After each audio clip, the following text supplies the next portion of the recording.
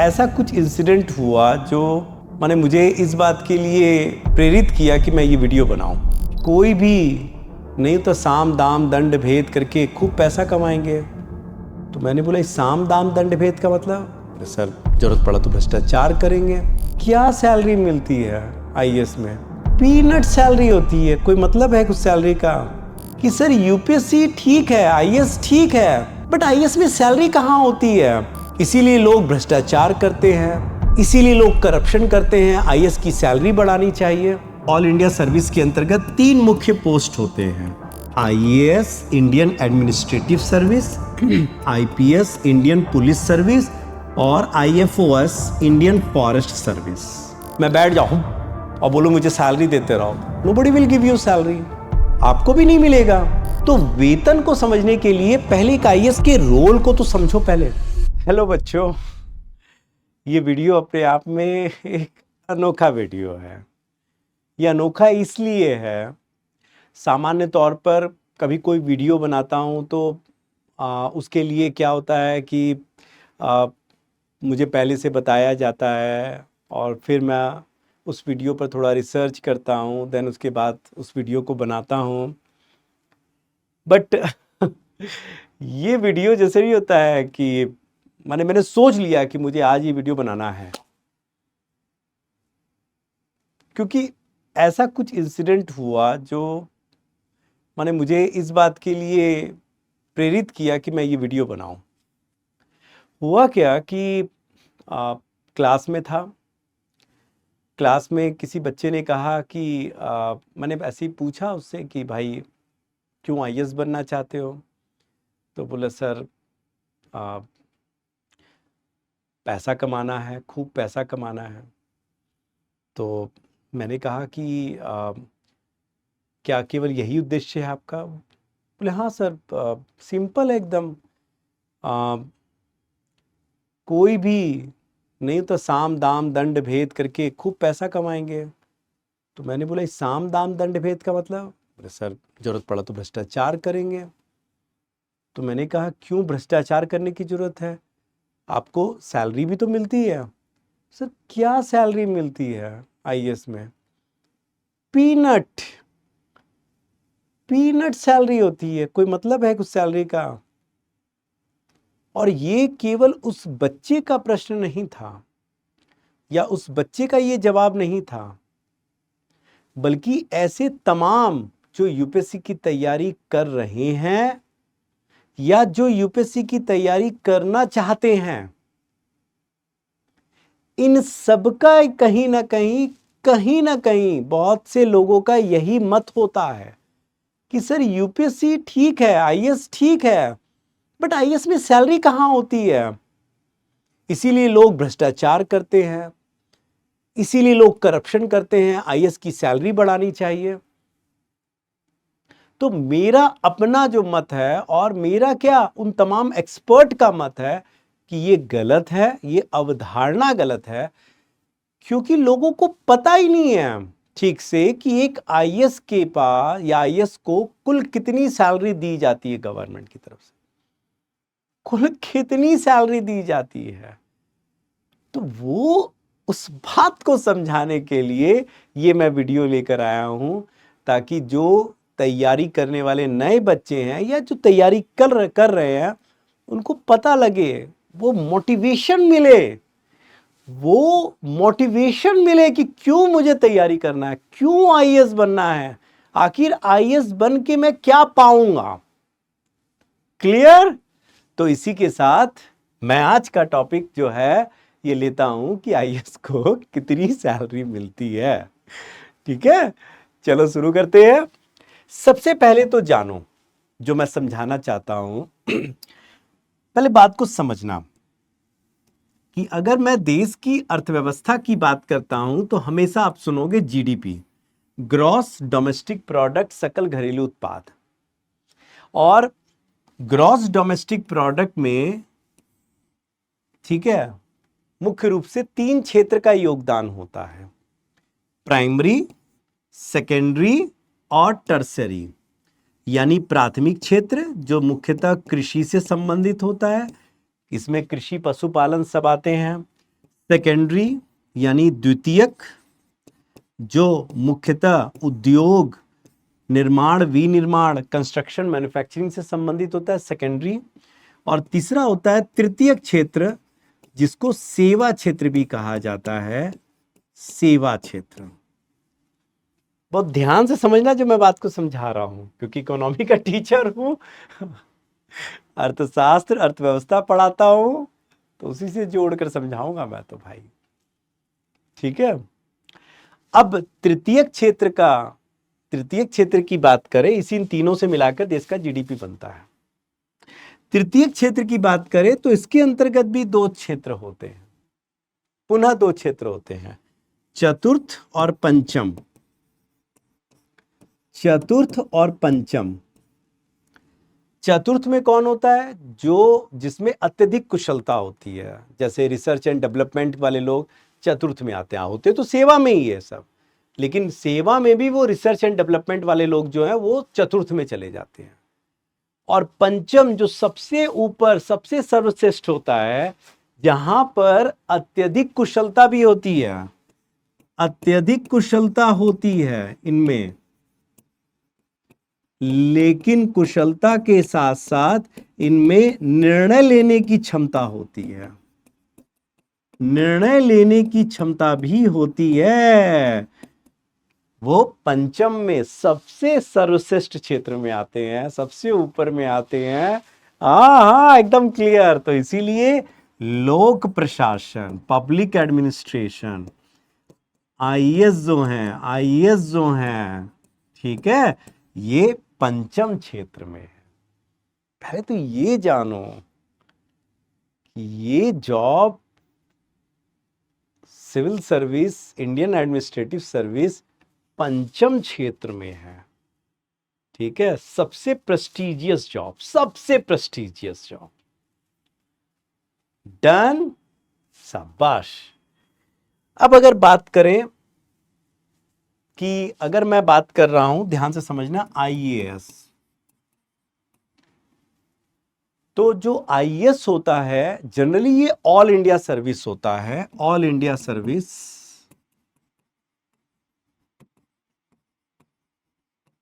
और इसके अंतर्गत, ऑल इंडिया सर्विस के अंतर्गत तीन मुख्य पोस्ट होते हैं, IAS Indian administrative service, IPS Indian police service, और IFoS Indian forest service. IAS Indian administrative service, IPS Indian police service, IFS Indian forest service. मैं लिख रहा हूं, बताओ बताओ बताओ क्या है? Indian administrative service, administrative service, Indian police service, हाँ गंगा जल, देखियो मूवी, हाँ सरफरोश, हाँ Manoj Sharma, 12th fail, Indian forest service.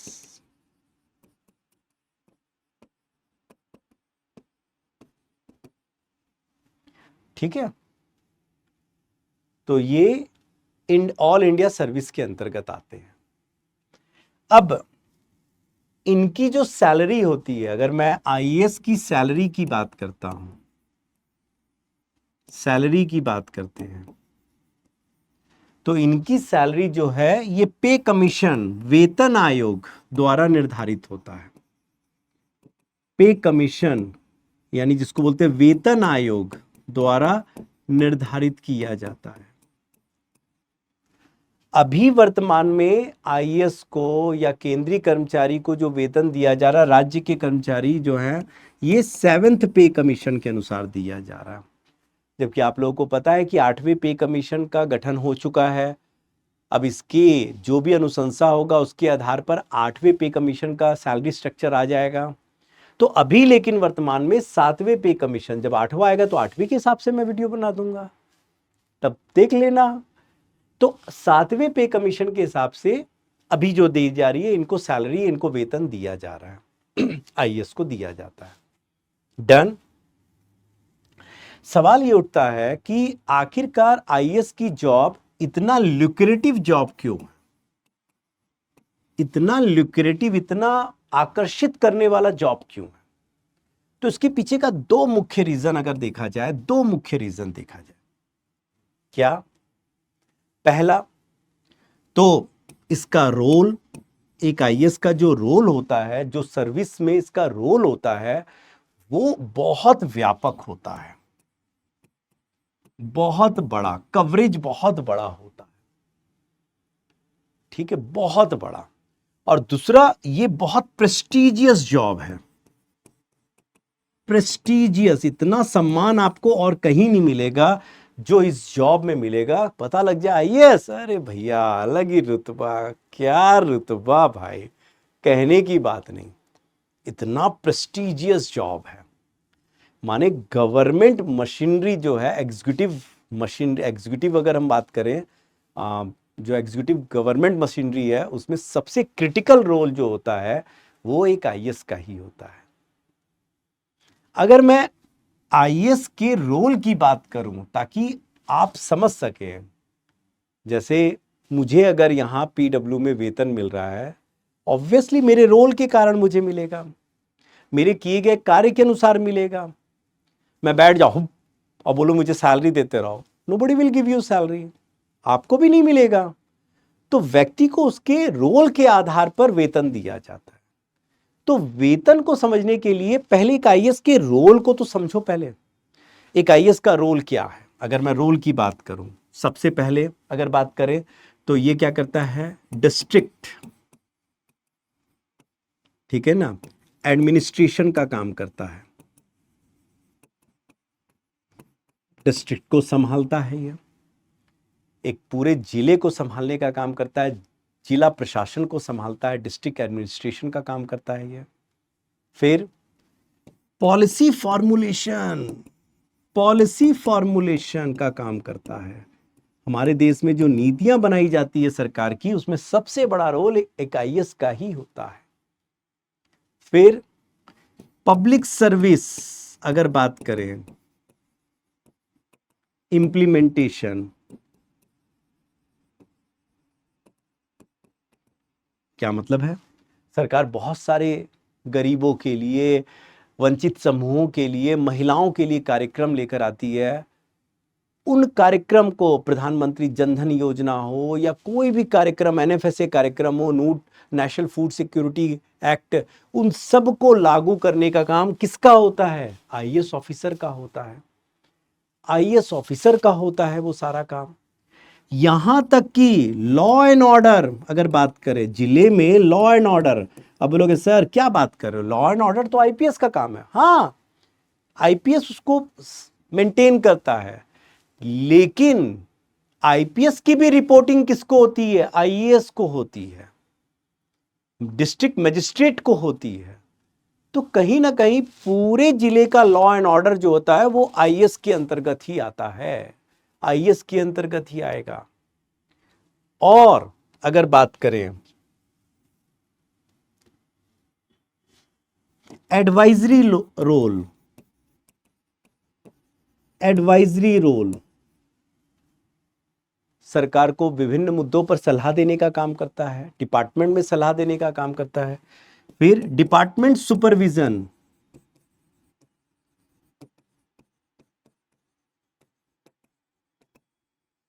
या सुपरवाइजर के रोल में कौन होता है? आईएएस होता है। तो एक आईएएस का आप देख रहे हैं रोल कितना बड़ा होता है, कितना बड़ा रोल उसका होता है, छोटा मोटा रोल नहीं। पहले आईएएस के रोल को तो जानो। कोई अगर एग्जाम में आपसे इंटरव्यू में पूछे, अच्छा बताइए आईएएस के रोल क्या क्या होते हैं, क्या क्या काम होते हैं, तो आप बता पाओगे ना? डिस्ट्रिक्ट एडमिनिस्ट्रेशन का काम होता है, सब तो नहीं, कुछ तो बताओ। पॉलिसी फॉर्मुलेशन में होता है, पब्लिक सर्विस या public welfare implementation, programme implementation का काम होता है, लॉ एंड ऑर्डर का होता है, एडवाइजरी रोल का होता है, और डिपार्टमेंट सुपरविजन का भी काम होता है। किसका? आईएएस का। डन। अब बात आता है कि अगर कोई आईएएस बनता है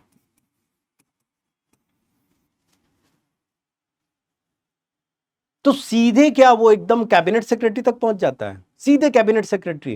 क्या सीधे डीएम बन जाता है सर? ये भी एक भ्रम है, इसको ठीक करो। थोड़ा सा जब आप आईएएस का एग्जाम दे रहे हैं, आप यूपीएससी का एग्जाम दे रहे हैं अगर, तो आपको ये चीज पता होनी चाहिए। ये बेसिक बात है, आपको पता होनी चाहिए। नहीं पता है तो पाप है, पाप है। क्यों? क्योंकि आप इस एग्जाम की तैयारी कर रहे हैं, तो आपको ये पता होना चाहिए। कैसे? क्या मैं बोल रहा हूं? एक आईएएस का अगर मैं बता रहा हूं, आईएएस जैसे अब आप यूपीएससी का एग्जाम पास किया आपने, अभी मैंने बताया था ना सिलेबस और एग्जाम पास, आपने प्रीलिम्स दिया है ना, फिर आप प्रीलिम्स क्वालिफाई करके मेंस का एग्जाम देते हैं, रिटन एग्जाम 1750 मार्क्स के।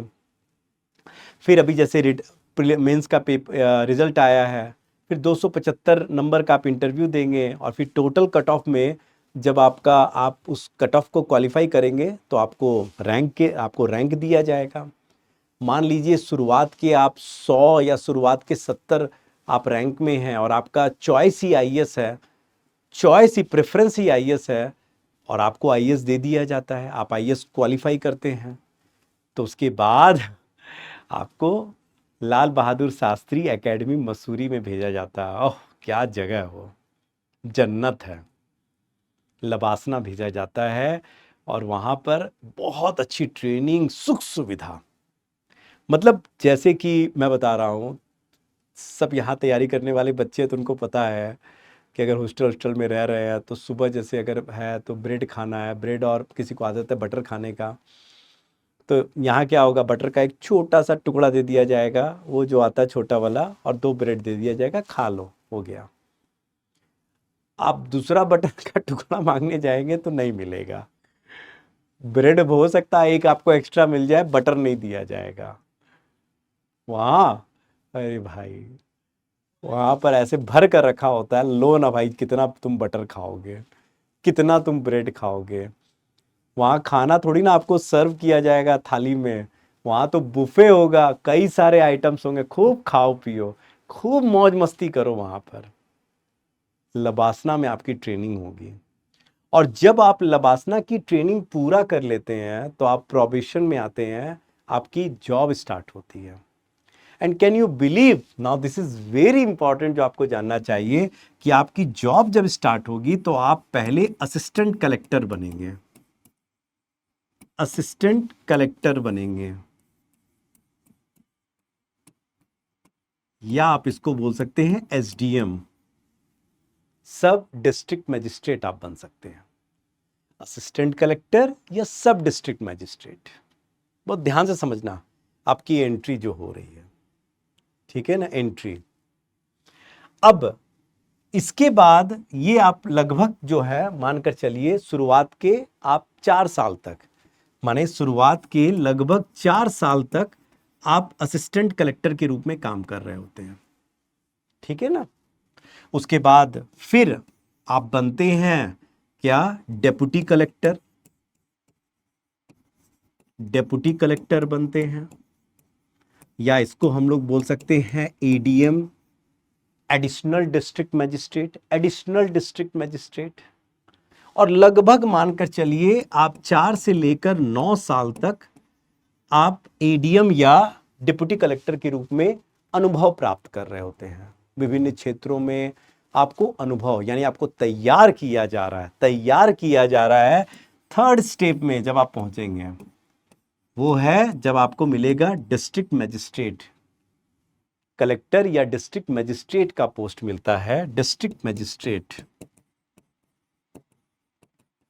मजिस्ट्रेट बनते हैं या कलेक्टर बनते हैं, और ये जो कलेक्टर का पोस्ट जो होता है आपके पास लगभग 9 से लेकर 12 साल तक। पहले छोटे से जिला दिया जाता है, फिर धीरे धीरे आपको बड़े जिले में पोस्टिंग दी जाती है एज ए डीएम के रूप में। Done, done. अब डीएम के बाद जब आप डीएम बनते हैं, समझना, तो आप मान लीजिए 12 साल का सर्विस कर लिए, तो उसके बाद आपको स्पेशल सेक्रेटरी बनाया जाता है। स्पेशल सेक्रेटरी का पोस्ट आपको दिया जाता है, ठीक है। आप स्पेशल सेक्रेटरी होते हैं, यहां पर आप सरकार के एज ए सेक्रेटरी के रूप में, सब सेक्रेटरी के रूप में काम करते हैं, स्पेशल सेक्रेटरी के रूप में, या कोई डिपार्टमेंट में आपको हेड बनाकर भेजा जाएगा जहां पर आप काम करेंगे सरकार के डिपार्टमेंट में। और यहाँ जो है, यहाँ पर आप काम जो करेंगे, कम से कम आपका जो काम चलेगा ये 12 साल से लेकर के आप मान लीजिए 16 साल तक आप यहाँ काम करेंगे इस रूप में, स्पेशल सेक्रेटरी के रूप में। फिर स्पेशल सेक्रेटरी के बाद में आप फिर बनते हैं डिविजनल कमिश्नर।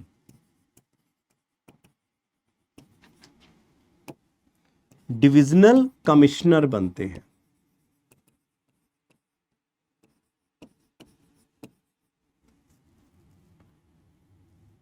और जब आप डिविजनल डीसी बनते हैं, डिविजनल कमिश्नर, तो है ये भैया 8-10 आईएएस आपको केवल रिपोर्टिंग करते हैं, समझना।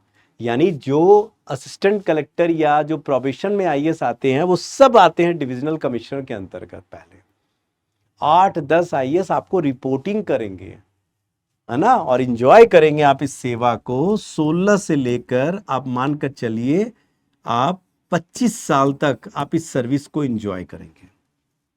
16 से लेकर 25 साल तक, लगभग 8 से 9 साल आप डिविजनल कमिश्नर को खूब इंजॉय करेंगे। डन।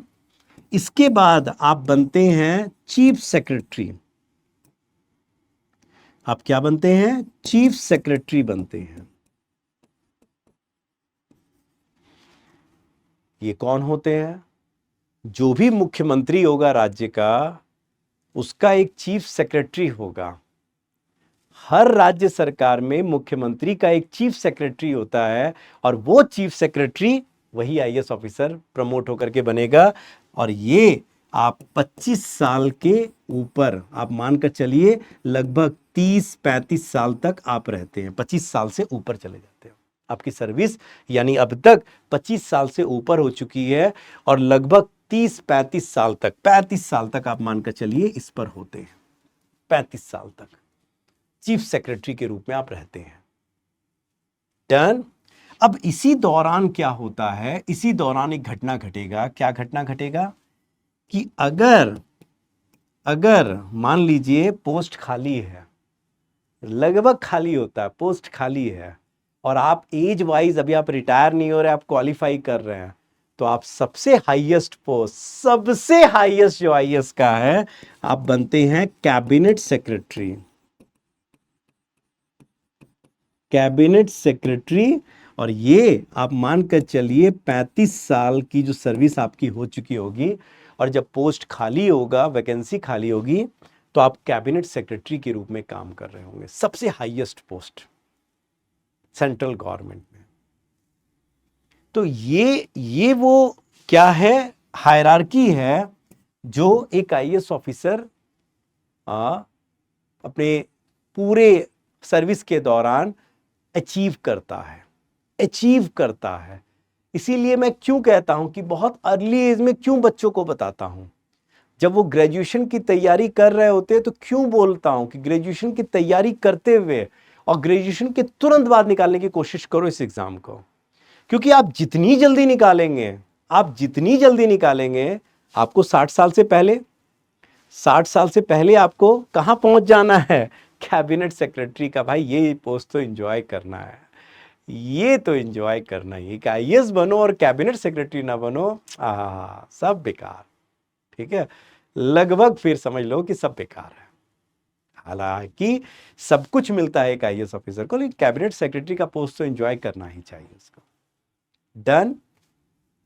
अब अगर ये बात अगर समझ गए हैं, इतना अगर हम लोगों को एक आईएएस का हायरार्की समझ में आ जाता है, पोस्ट समझ में आ जाता है, तो फिर हमको ये भी समझ में आ जाना चाहिए कि जब एक आईएएस असिस्टेंट कलेक्टर के रूप में ज्वाइन करता है, तो आपको बता दे रहा हूं मैं कि पे कमीशन का जो सैलरी होता है, स्टाफ डी, सी, बी, ए ऐसे करके लेवल 1, लेवल 2, लेवल 3, लेवल 4 करके उसका बेसिक पे निर्धारित होता है। क्या होता है? बेसिक पे। उनको बेसिक पे दिया जाता है, ठीक है ना। बेसिक पे उनका निर्धारित होता है, आधार पे बेसिक पे, बेसिक वेतन उनका निर्धारित होता है। कैन यू बिलीव, देखो कितना बड़ा बात है कि जब आप आईएएस बनकर जॉब करेंगे, असिस्टेंट कलेक्टर बनेंगे, आप सीधा 10th लेवल में से स्टार्ट करेंगे। 10th लेवल, 10वें लेवल से आपका स्टार्ट हो जाएगा। आपको 1 2 3 4 लेवल में नहीं जाना, सीधे 10वें लेवल से आपका सैलरी स्टार्ट होगा। 10वां लेवल जो होगा, और 10वां लेवल का जो बेसिक होता है अभी वर्तमान में आप समझिए वो 56,100 बेसिक है इसका। ये केवल बेसिक पे है आपका 56,100 बेसिक पे है, जो आपको डीए अभी छोड़ दीजिए, अलाउंसेस छोड़ दीजिए। तो लेवल 10 से शुरू होता है, फिर यहां पर आप लेवल 11 में हो जाएंगे। लेवल 11 जब आपको क्या मिल जाएगा, आप डेप्यूटी कलेक्टर बनेंगे। फिर आप सोचिए डीएम है तो आप कौन से लेवल में, लेवल 12 में रहेंगे। फिर आप स्पेशल सेक्रेटरी हैं तो आप लेवल 3 लेवल 13 में होंगे। फिर आप डिविजनल कमिश्नर हैं तो आप कहाँ जाएंगे, आप लेवल 14 में जाएंगे। किस में जाएंगे, 14, ठीक है ना। और फिर अगर बात करें, माने 14 और 15 आप कह सकते हैं, 14 से लेकर 16 तक आप इसी में रहते हैं। 14 से लेकर 16 तक आप रहते हैं किसमें, डिविजनल कमिश्नर में, डिविजनल कमिश्नर डीसी के रूप में।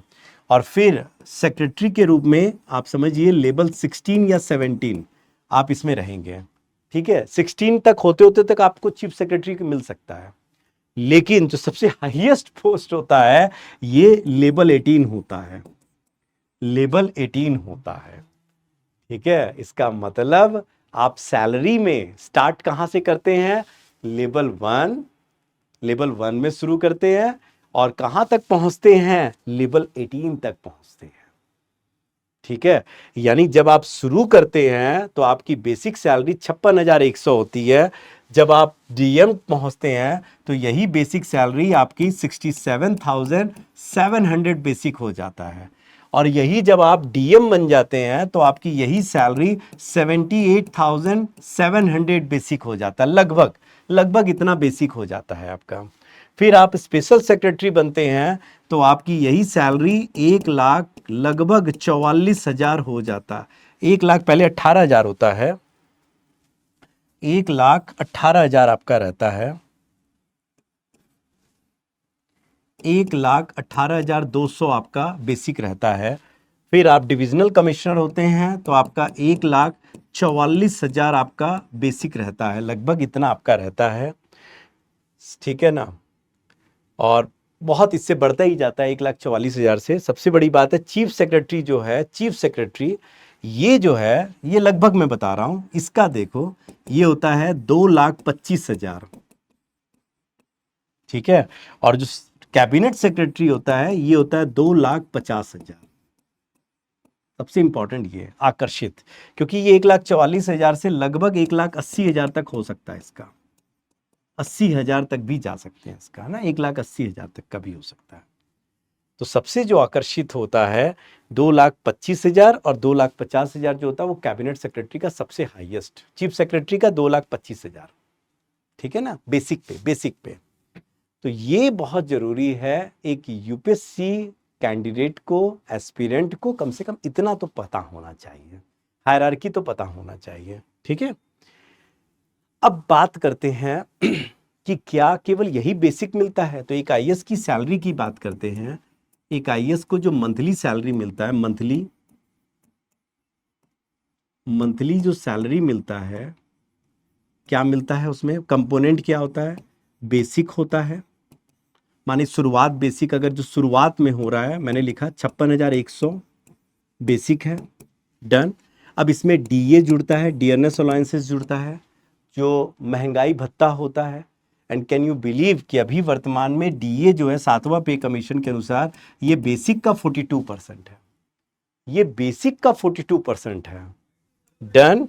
और इतना ही नहीं, अगर डीए की बात करते हैं, डीए जुड़ेगा इसमें, फिर इसमें अलाउंसेस जुड़ेगा, अलाउंसेस जुड़ेगा, अलाउंसेस में क्या है, हाउस रेट अलाउंसेस होता है, और ये 8 से लेकर के 24% मिलता है, 8 से 24% बेसिक का। सोचो, माने ये डिपेंड करता है, जैसे अगर मान लीजिए आपका गांव में, आपको माने किसी ग्रामीण क्षेत्र में आपका डेपुटेशन हो रहा है तो 8%, ठीक है, एकदम हाई मेट्रो सिटीज में आपका हो रहा है तो 24% आपको HRA मिलता है, हाउस रेंट अलाउंसेस मिलता है। इतना ही नहीं, आपको स्पेशल अलाउंसेस भी मिलता है, स्पेशल अलाउंसेस भी मिलता है, जहां पर मान लीजिए कोई विशेष राज्य में, कोई मान लीजिए एकदम उत्तर पूर्वी राज्य में आपका पोस्टिंग हुआ है तो गवर्नमेंट आपको कुछ स्पेशल अलाउंसेस भी देगी। और ये टोटल करेंगे, अगर हम टोटल करेंगे इसको, ठीक है, तो इसमें से कुछ माइनस भी होता है। माइनस क्या होता है? वो आपके ही पैसा जो बाद में आपको मिलता है, प्रोविडेंट फंड मिल आपका माइनस होगा, ठीक है। अब चूंकि डिफाइंड कंट्रीब्यूशन प्लान है, पेंशन में क्या पहले पेंशन होता था कि आपका माने आपको कोई कंट्रीब्यूशन नहीं करना होता था, लेकिन अब सरकार बोलती है थोड़ा आपको भी कंट्रीब्यूशन करना पड़ेगा, तो थोड़ा सा पैसा पेंशन में कट जाएगा आपका, ठीक है। और कट काट के आप सोचिए आपके अकाउंट में लगभग लगभग 1 लाख, ठीक है, 1 लाख सैलरी, ऐसे तो बोला जाता है कि 80,000 से लेकर 1 लाख के बीच में, लेकिन लगभग लगभग मान लीजिए 1 लाख रुपए आपके अकाउंट में क्रेडिट हो जाएगा। माना जाता है, रेंज बोला जाता है कि 80,000 रुपए से लेकर के 1 लाख रुपए तक के बीच में आपका सैलरी आता है, ठीक है, रेंज में आता है। लेकिन मानकर चलिए कि डिडक्ट उडक्ट करके लगभग लगभग आपको 90,000 से 1 लाख रुपए आपके अकाउंट में मिल जाता है। एक आईएएस की सैलरी, एक आईएएस की वो सैलरी जो उसके अकाउंट में आती है। लेकिन क्या आईएएस की सैलरी केवल इतनी होती है? नहीं, एक्चुअल में हम लोग ये तो जानते हैं कि ये, और इसको देख करके मन में आता है यार इतनी तो सैलरी है, क्या है सैलरी, क्या मिल रहा है यार। लेकिन हम नहीं जानते हैं कि आईएएस में जो पर्क्स मिलते हैं, बेनिफिट्स मिलते हैं, वो क्या है, वो क्या है बेनिफिट। आप देखिए, आपको माने आपको रेंट फ्री बंगलो मिलता है, रेंट फ्री बंगलो मिलता है, माने ऐसा बंगलो आप सोच भी नहीं सकते हैं, और वो भी ऐसा प्राइम लोकेशन में जहां उसका रेंट लाखों में होगा महीने का, और वो आपको फ्री में रहने के लिए दिया जाता है, फ्री में भाई। और मैंने कोलकाता में मेरे एक अंकल कमिश्नर, डिविजनल कमिश्नर थे, तो मुझे जाने का मौका मिला था। चिचूड़ा है वहाँ जगह, चिचूड़ा, और वो चिचूड़ा में जनरली डिस्ट्रिक्ट कलेक्टर या डिविजनल कमिश्नर का जो ऑफिस होता है, डिविजनल कमिश्नर का ऑफिस वहीं पर है। भाई साहब क्या कहूँ, रहा था मैं 2 दिन, माने वो अनुभव तो मैं कभी भूल ही नहीं सकता। क्या हर रूम को बनाया गया गेस्ट हाउस, उसकी क्या गेस्ट हाउस, ठीक है। और इतना ही नहीं, इतना ही नहीं भाई, केवल रेंट फ्री बंगलो नहीं मिलता है, ठीक है। अंकल की, हालांकि ये गलत था लेकिन कम से कम घूमने का मिला, क्या मौका, उनके कार में घूमने का मौका मिला भाई साहब। एक गाड़ी परमानेंट उनके पास में, एक ड्राइवर उनके पास परमानेंट उनके पास में। ये नहीं कि भाई 1,000 का पेट्रोल भरा दे, 2,000 का डीजल, पूरा फुल टैंक हमेशा भरा रहता है, हमेशा। और तो और भाई, मैंने उनको देखा वहां पर गार्डनर हैं, हाउसकीपर रखा हुआ है, हाउसकीपर, ठीक है, कुक है। हम लोग खाने के लिए बैठे, मैंने, मैं और मेरे पापा दोनों गए थे, पापा को खासकर मानते हैं खूब वो। तो बैठे खाने के लिए, तो मैंने देखा आंटी किचन में काम कर रही थी, तो मैंने बोला आंटी क्या बना रही है? बेटा मैंने कुछ बनाया नहीं, बना तो रहा है कुक ना, मैं तुम लोगों को सर्व करवा रही हूँ। भाई ठीक है, कुक बना रहा है खाना, बोले क्या पसंद है, पहले तो पूछ लिया गया था, बना दिया। तो मैंने देखा आंटी सर्व क्या कर रही है, आंटी बस उस प्लेट को उठा करके दे रही है, सर्व करने वाला भी बंदा है वहां पर। अरे हाय भाई साहब, क्या मिलेगा इससे ज्यादा। तो देख रहा था क्या ऑरा है भाई साहब, गार्डनर है, हाउसकीपर है, कुक है, खर्चा क्या है भाई आपको। और सबसे बड़ी बात है, आपको जो वहां पर फर्नीचर है, फर्नीचर, अरे भाई साहब, मैंने अंकल से पूछा, अंकल ये फर्नीचर बेटा अपने पसंद से यहाँ पर लगवाया है, अंकल ये, बोले हाँ बेटा ये जो हमारे PWD है, PWD जो होता है वो हमें प्रोवाइड करता है, हमारे हिसाब से हमें फर्नीचर देता है वो। हाँ, बोले हाँ बेटा, और तो सुनना, और बताता हूँ। जो फ्यूल हमें मिलता है, ईंधन मिलता है, लाइक गैस सिलेंडर मिलता है या अन्य चीजें, विद्युत मिलते हैं, बिजली मिलता है, ये सब सब्सिडाइज्ड प्राइस में मिलता है। सब बहुत सब्सिडाइज्ड प्राइस होता है, ना के बराबर सब्सिडाइज्ड होता है।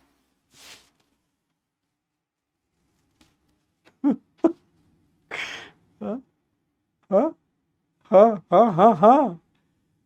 इसका मतलब आप लोग नहीं समझते हैं। इसका मतलब केवल 1 लाख आपके अकाउंट में आ रहा है, आप वो देख रहे हैं, लेकिन गवर्नमेंट अगर हम सारा हिसाब लगाएं तो लगभग लगभग जो है 5 लाख से लेकर 7 लाख रुपया, सोचिए, जो एक अभी आईएएस बना है, गवर्नमेंट उस पर खर्च करती है हर महीने का। सुविधा, सुविधा, ये सुविधाएं दे रही है। क्या केवल ये सुविधा है? क्या केवल ये सुविधा है? चलाओ और बात करते हैं। आप आईएएस बने, चलिए आपको फैसिलिटी मिल रहा है, फैसिलिटी तो अभी बताया आपको, कितनी जबरदस्त धांसू फैसिलिटी है, क्या बात है भाई, एकदम मन में जोश आ गया। सर क्या बोल रहे, आज रात भर पढ़ेंगे हम। तो पढ़ना भाई, पढ़ो ना बैठकर, ठीक है। फैसिलिटी जबरदस्त, और फैसिलिटी के साथ साथ आपको पता है लीव ट्रैवल अलाउंसेस मिलता है, लीव ट्रैवल अलाउंसेस मिलता है। मतलब आप और आपकी फैमिली कहीं घूमने के लिए जा रही है, ठीक है, तो वो जो घूमने का खर्च है, साल में 1 बार 2 बार 3 बार जो भी है, पूरा सरकार उठा रही है। आप कहीं घूमने जा रहे हैं अपनी फैमिली के साथ इंडिया में, आज मन किया केरला घूमने जा रहे हैं, अरे अरे नहीं नहीं नहीं, मजा नहीं आ रहा है, चलो मनाली घूमने चलते, पूरा खर्च गवर्नमेंट की तरफ से। और तो और वहां पर रहने होने का व्यवस्था गवर्नमेंट की तरफ से पूरा किया जाता है। इतना छोड़ो, साथ में आपको स्टडी लीव लेना है। मतलब अब आपका मन कर रहा, नहीं मैं जाकर के अब्रॉड में थोड़ा कुछ पढ़ कर आऊं, कुछ अपने काम का और पढ़ कर आऊं, अगर वो सरकार को उचित लगा तो सरकार उसका फाइनेंस भी करती है कि लो भाई, इसको हम पूरा पैसा हम देंगे, भले उसमें 20-25 लाख करोड़ों रुपया खर्च हो रहा है, वो सारा फाइनेंस गवर्नमेंट करती है। कौन? अब बताओ, सोचो, आपका अपना पैसा नहीं, पूरा गवर्नमेंट का पैसा यहां जा रहा है, पूरा पैसा जा रहा है। फिर आपको पेंशन देती है, रिटायरमेंट के बाद आपको ग्रेच्युटी देती है,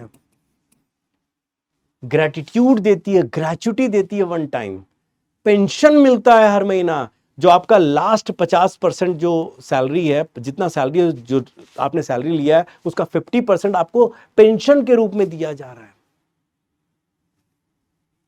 आपको यहां। और सबसे बड़ा बात है, जो सबसे इंपॉर्टेंट बात है, कि आपको क्या दे रही है? आपको प्रेस्टीज, सम्मान। और ये सम्मान कहीं और किसी जॉब में दिखा दो तो मान जाए, क्या सम्मान है, क्या प्रेस्टीज है। कहीं आप खड़े होंगे तो आप एकदम अलग हैं, अलग हैं भाई साहब। किसी के शादी में पहुंच गए, अरे आईएएस आईएएस ऑफिसर आ रहा है शादी में, रुतबा ही अलग, लोग ऐसे झांक झांक, अरे देखिए देखिए देखिए कैसे लगता है भाई, कोई ऐसा कर छू कर देखेगा, अरे देखिए देखिए देखिए कैसे लगता है आईएएस।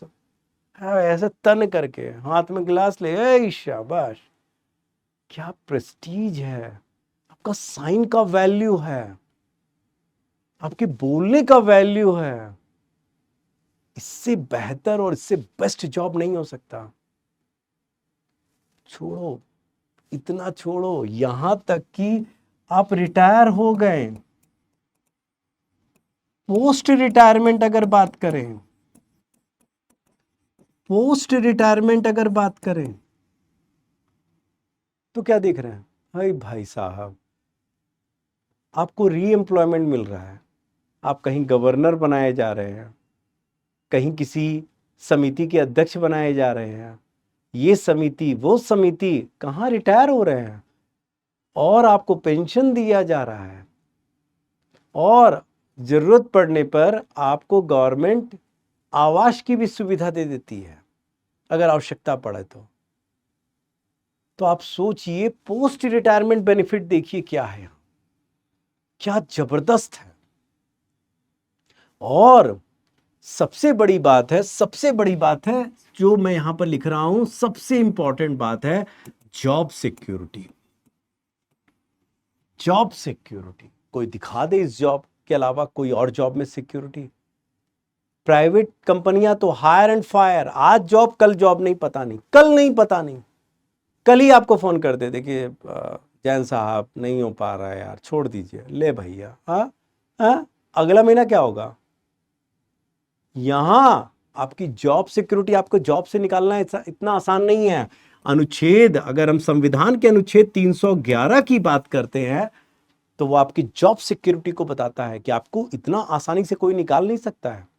आपका ट्रांसफर कर सकता है, आपको ट्रांसफर कर सकता है, लेकिन आपके जॉब को बर्खास्त नहीं कर सकता है। बिल्कुल नहीं अधिकार है किसी को। अगर मान लीजिए आपने कुछ गलत काम किया है तो आपके खिलाफ कमेटी बैठेगी इंक्वायरी की, तो वो दोष आपको पहले बताया जाएगा, आपको डिफेंड करने का अपना पूरा पूरा हक दिया जाएगा, पक्ष रखने का मौका दिया जाएगा, और फिर डिपार्टमेंटल इंक्वायरी होगी, तब जाकर के आपको दोषी माना जाएगा कि नहीं, ट्रिब्यूनल में आपको ले जाया जाएगा। और वो ट्रिब्यूनल भाई, वो तो खैर आईएएस का ही अपना ट्रिब्यूनल है। तो कहां आप देखिए ना, जॉब सिक्योरिटी देखिए, संवैधानिक प्रावधान है, संविधान से आपके जॉब को सिक्योर कर दिया गया।